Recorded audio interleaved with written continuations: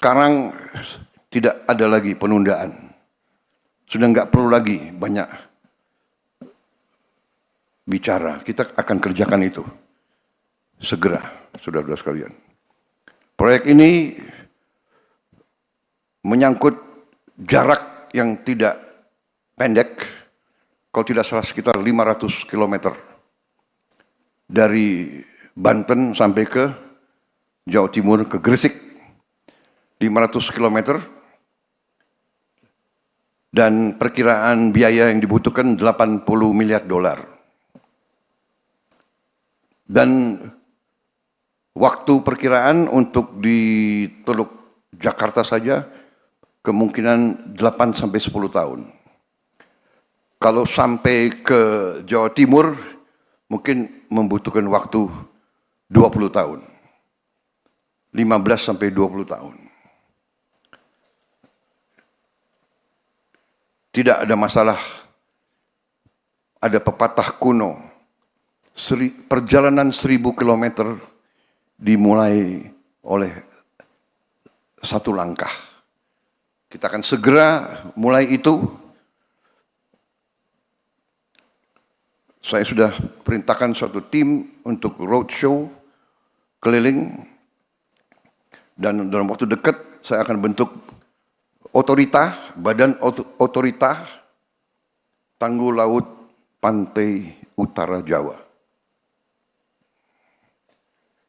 Orang Indonesia senang dengan singkatan-singkatan, jadi kita lagi cari singkatan yang enak itu. Badan Otorita, BO.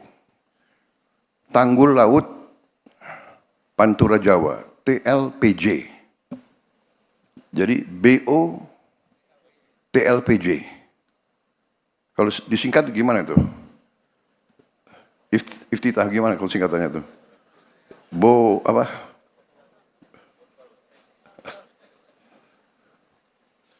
Ya, dicarilah ya. Sangat penting ini. Tapi ini vital. Dan ini sesuatu mega project. Saya akan mulai, saya tidak tahu presiden mana yang akan menyelesaikan. Tapi kita harus mulai. Dan kita akan mulai.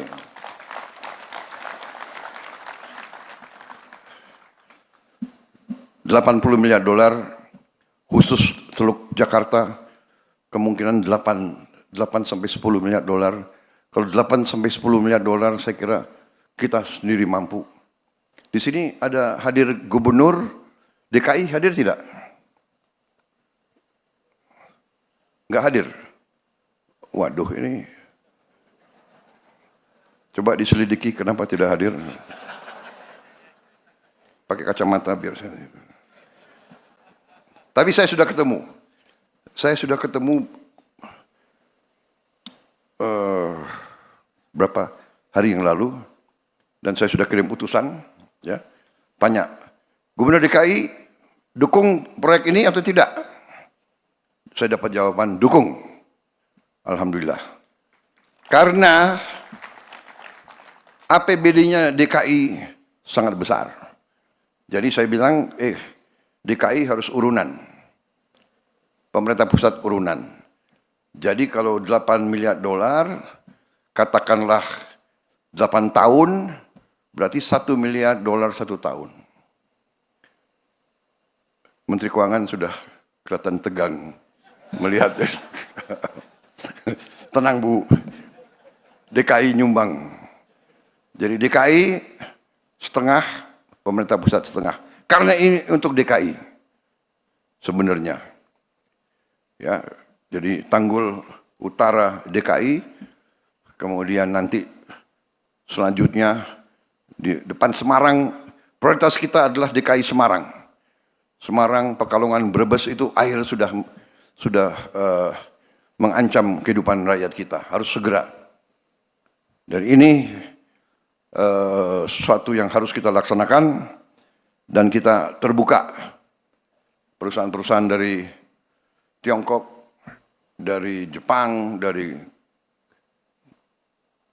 Korea, dari Eropa, dari Timur Tengah yang mau ikut silakan. Tapi kita tidak tunggu, kita akan gunakan kekuatan kita sendiri.